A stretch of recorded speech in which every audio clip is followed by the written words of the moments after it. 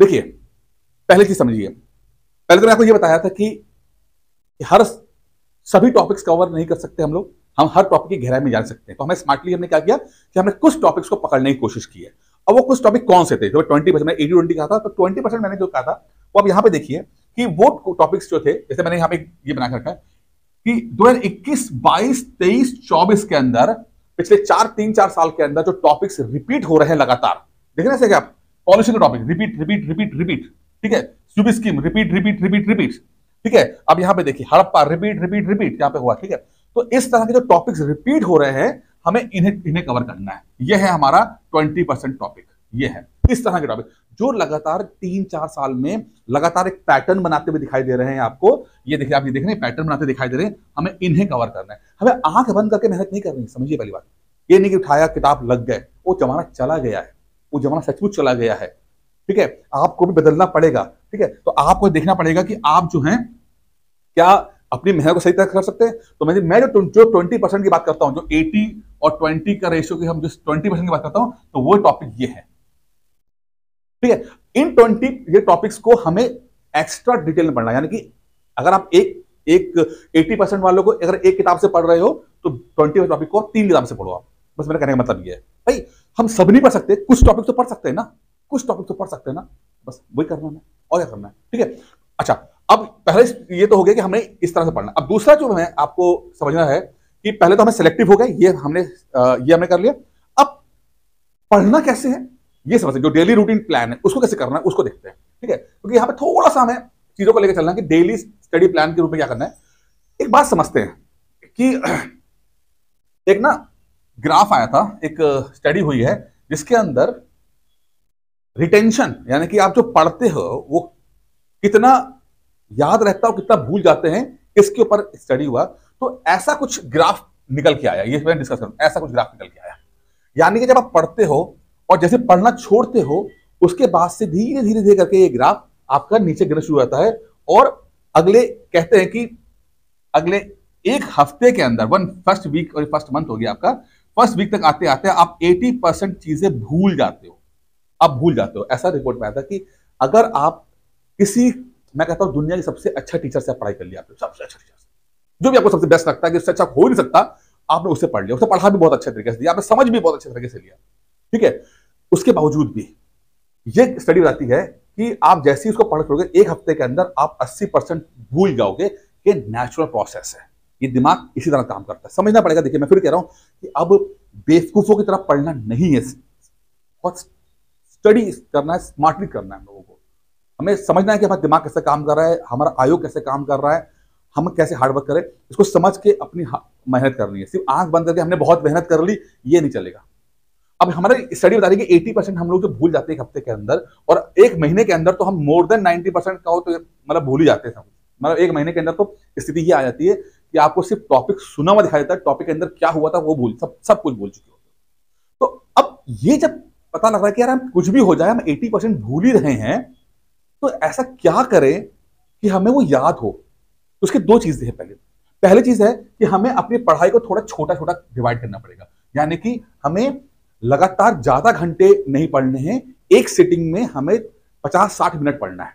बल्कि मैं कहता हूं इसकी फर्स्ट इसमें 60 मिनट पढ़िए, फिर 10 मिनट का गैप, फिर 50 मिनट पढ़िए, फिर 10 मिनट गैप, फिर आप 40 मिनट पढ़िए। यानी कि पहले सिटिंग में आप लगभग 2.5 से 3 घंटे पढ़ेंगे। 2.5 घंटा हो जाता है वो, 2.5 घंटे पढ़ेंगे, और वो भी 1 घंटे के गैप, यानी कि 1 घंटे में 5-5 मिनट या 7-7 मिनट का गैप लेकर आप पढ़ेंगे। इसके अंदर गैप जरूरी है क्योंकि वो ग्राफ नीचे गिरना शुरू हो जाता है, ठीक है। तो पहला तो हमें क्या करना है कि हम जो है पहले अपनी टॉपिक्स को प्रायोरिटी करेंगे कि भाई जो टॉपिक्स है वो कौन से। तो ये टॉपिक याले, ये टॉपिक आते हैं जो 20% वाले जो है इन्हें पकड़ना है। तो हम सबसे पहले हाई वेटेज वाले या जो फ्रिक्वेंटली आस्क्ड टॉपिक्स है उसको फोकस करेंगे। मैंने पहले कहा भाई तो 20%, भाई जब हमें पता है कि 20% मैंने आपको बनाया, इससे 90 क्वेश्चन हमारे फंस गए, 90 क्वेश्चन फंस गए, तो हमें क्या चाहिए? कट ऑफ 75 जा रहा है इस बात तो 24 के अंदर, मतलब कह रहे हैं 75 जा सकता है। यहाँ तो आप खाली 20% सिलेबस पढ़ने के बाद निकाल रहे हो उसके अंदर, ठीक है। तो पहले हम स्टार्ट करेंगे उन्हीं टॉपिक से जो कि सबसे हाईली वेटेज रखते हैं या फ्रिक्वेंटली आस्क्ड टॉपिक्स है, ठीक है। उसके बाद इन्हें पढ़ना कैसे? तो इन्हें पढ़ने के देखिए 2-3 तरीके हैं। क्या तरीके हैं कि आप देखिए कि एक्टिव लर्निंग करनी है। तो आप चाहो तो इसके अंदर को सिंपल कर सकते हो। जैसे मैंने यहाँ पे देखिए, ये जो टॉपिक है बुक्स एंड ऑथर, तो मैंने बुक्स एंड ऑथर बताया, तो जितनी भी किताबें हो सकती थी वो बुक्स एंड ऑथर की किताबें मैंने यहाँ पर नोट कर लिए। एक छोटा सैंपल दिया मैंने कि बुक्स एंड ऑथर है यहाँ पे, ठीक है। तो उनको इसको मतलब इसकी रेंज हाई रेंज में चले गए, इसकी हाई जितनी भी किताबें मौजूद हैं, जितने भी हम कर सकते हैं उसको हाई रेंज कवर हमने कर लिया, क्योंकि 20% वाले टॉपिक में था ये, ठीक है। उसको इंगेजिंग बना सकते हैं, यानी कि वीडियो के माध्यम से समझ सकते हैं, समराइज कर सकते हैं। आप देख लो समराइज कर दिया, समराइज कर सकते हैं, ठीक है। इस तरह से हम उसको एक्टिव लर्निंग कर सकते हैं, ये तो चलो हो जाता है। अब इसके बाद जो तो आता है कि इसको हम किस तरह से पढ़ें। तो पहला है कि 20% टाइम जो होता है वो हम कोई नया कॉन्सेप्ट समझने में लगाएंगे। टाइम एलोकेशन कैसे होगा, अगर हम 1 घंटा पढ़ रहे हैं, मतलब तो अगर 40 मिनट पढ़ रहे हैं लेट्स सपोज, तो 20 मिनट जो होगा वो हम किसी नए टॉपिक को पढ़ने में लगाएंगे। चलिए हो गया। 20 मिनट लगाने के बाद आपने पढ़ लिया, लेकिन सबसे इंपॉर्टेंट क्या है, मैंने कहा ना, पढ़ने के बाद भी दिमाग याद रखेगा नहीं रखेगा ये गारंटी नहीं है, ठीक है। अगला जो टाइम 10 मिनट होंगे उस प्रैक्टिस करेंगे उस 3 से 5 क्वेश्चन। यानी कि लेट्स सपोज मैंने आपको दिया बुक्स एंड ऑथर, ठीक है, और मैंने बुक्स एंड ऑथर में लगभग आपको दे दिया, मैंने 25 दे दिए, 25 बुक्स एंड ऑथर दे दिए मैंने, ठीक है। अब 25 बुक्स एंड ऑथर आप 20 मिनट पढ़ लिया होगे, कोई दिक्कत नहीं है, पढ़ तो लोगे आप थोड़ा, ठीक है, याद भी कर लोगे। लेकिन वो अगला स्टेप क्या होगा, अगला स्टेप ये है कि आप कम से कम 3 से 5 सवाल लगाओ, क्वेश्चन लगाओ, ठीक है। आपके पास क्वेश्चन होने चाहिए, 5 क्वेश्चन होने चाहिए, 7 क्वेश्चन होने चाहिए कि आपने 20 मिनट पढ़ाई और क्वेश्चन लगा दिया। लेट्स सपोज फंडामेंटल राइट्स से सवाल आता है, फंडामेंटल राइट्स आपने 20 मिनट टॉपिक पढ़ लिया, लेट्स सपोज आपने आर्टिकल 14 से लेकर आर्टिकल 18 तक पढ़ लिया, ठीक है।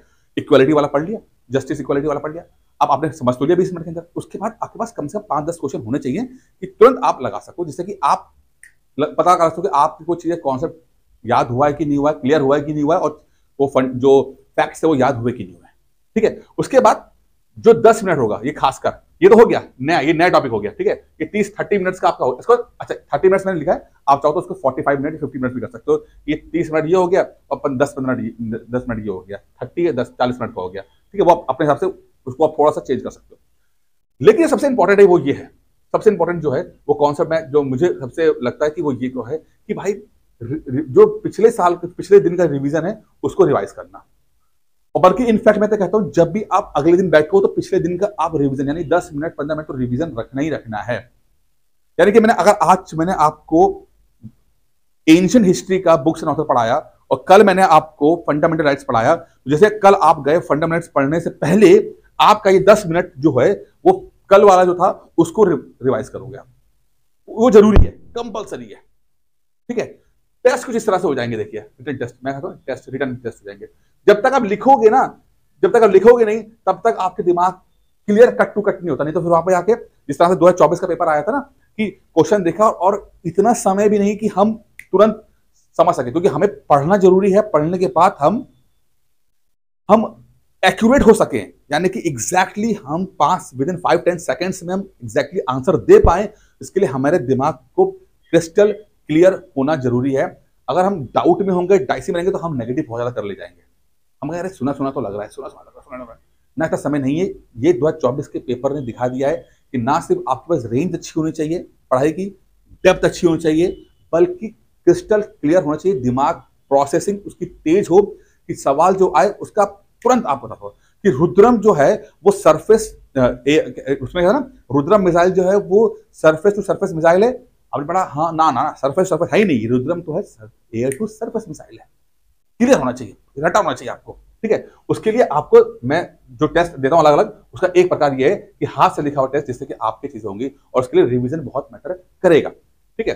चलिए अब आगे बढ़ते हैं। जो हम दूसरा स्टेप 2 आता है कि वीकली, वो तो डेली हो गया, डेली करना है कि भाई आज पढ़ा, कल पढ़ा, जब कल गए तो आज वाला जो है रिवाइज कर लिया। फिर जो वीकली आता है ना, वो वीकली मॉक टेस्ट के माध्यम से आप करते हो। तो मॉक टेस्ट या क्विज जो होती है, मैं यहाँ 2 तरह की होती है। मुझे लगता है कि एक हफ्ते के अंदर मान लो 6 दिन आप वो कर रहे हो, तो 6 दिन के अंदर आपने लेट्स सपोज पॉलिटी का फंडामेंटल राइट्स पूरा पढ़ लिया, फंडामेंटल राइट्स यानी मूल अधिकार आपने पूरा पढ़ लिया, आर्टिकल 12 से लेकर 35 तक पूरा पढ़ लिया आपने, ठीक है।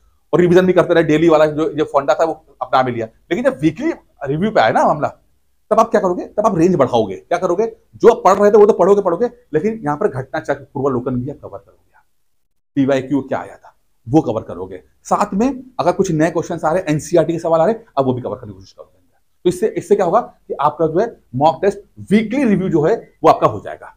ठीक है, वीकली रिव्यू हो जाएगा। अब इसमें जो भी है आप अपना ड्यूरेशन बढ़ा सकते हो, घटा सकते हो, तो इस तरह से कवर किया जाएगा। ठीक है, यहां पर आप क्या करते हो, जब एक हफ्ता कर लोगे तो आप सेल्फ एनालिसिस करते हो कि भाई क्या पाया, क्या किया हमने, ये बहुत जरूरी है, क्या किया। ठीक है, आप अपने देखो कि वो आपको टॉपिक तैयार हुआ, आप आइडेंटिफाई अपनी स्ट्रेंथ आइडेंटिफाई करोगे। ठीक है, कहां पर आप स्ट्रगल कर रहे हो, जैसे आपने कहा कि मुझे कॉन्सेप्ट समझ में आ रहे हैं लेकिन मुझे वो आर्टिकल्स याद नहीं हो रहे कि आर्टिकल 14 कह क्या रहा है, 15 कह रहा है, 16 कह रहा है। ठीक है, आर्टिकल 19 कह रहा है, 19 में जो पार्ट्स है वो क्या कह रहे हैं, वो आपको समझना है। तो पता लगा कि आपको लगा यार मेरा ये वीक एरिया है, मुझे मतलब आर्टिकल्स याद करने हैं। आपको पता 3 से 4 क्वेश्चन सिर्फ आर्टिकल्स के आए इस बार 2024 के अंदर। ठीक है, अच्छा फिर आपको ये भी देखना है कि फीडबैक रखना है। अब फीडबैक जब आप देते हो, कोई फीडबैक जरूर, अमूमन क्या होता है कि किसी भी सिस्टम के अंदर एक हेड होता है और उसके नीचे जो जो फॉलो करने वाले होते हैं ना, कोच हो गया, फिर एक प्लेयर्स हो गए। तो प्लेयर्स जो भी करेंगे वो फीडबैक जो मतलब जो अपना इनपुट है या आउटपुट है वो कोच को देंगे, और कोच फिर वो फीडबैक देगा कि हाँ भाई हमारी ये गलती रह गई है, वो गलती रह गई, तुम्हें अब ये करना चाहिए, वैसा करना चाहिए। ठीक है, अगर आप इस सिस्टम में आते हो तो बहुत अच्छी बात है, चलो मान लो आपने कोचिंग ज्वाइन की तो आपने मैं आपको फीडबैक दे दूंगा। लेकिन अगर आप खुद भी कर रहे हो तो आप सेल्फ फीडबैक का प्रोसेस भी चाहो तो बना लो, चाहे अपने पेरेंट्स को इन्वॉल्व कर लो, अपने भाई को इन्वॉल्व कर लो, अपने दोस्तों को इन्वॉल्व कर लो, आप कर सकते हो करना चाहो तो आप। ठीक है, अच्छा अब यहां पे देखिए थोड़ा सा, अगर आप ये जो कॉन्सेप्ट है ना, वैसे तो आपको ये सब मिल जाएगा, लेकिन इसके पीछे की सोच समझिए इस बात की। देखिए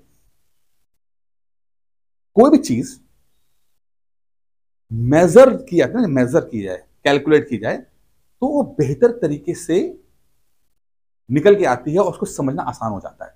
एक छोटा एग्जांपल देता हूं, जैसे मान लो आप एक रेस्टोरेंट में गए और आपने खाना खाया, या आपने एक मूवी देखी, पिक्चर देखी आपने। अब पिक्चर देखी, आपको अच्छी लगी, मूवी बहुत पसंद आई। अब मूवी देखने के बाद आपसे कोई पूछता है कि यार मूवी कैसी है, आपने कहा बहुत अच्छी है। अब बहुत अच्छी ना पिक्चर, बहुत अच्छी बात जो है वो क्लियर नहीं हो पा रही है कि कितनी अच्छी लग रही है। अब आप कितनी अच्छी है, नहीं बहुत अच्छी।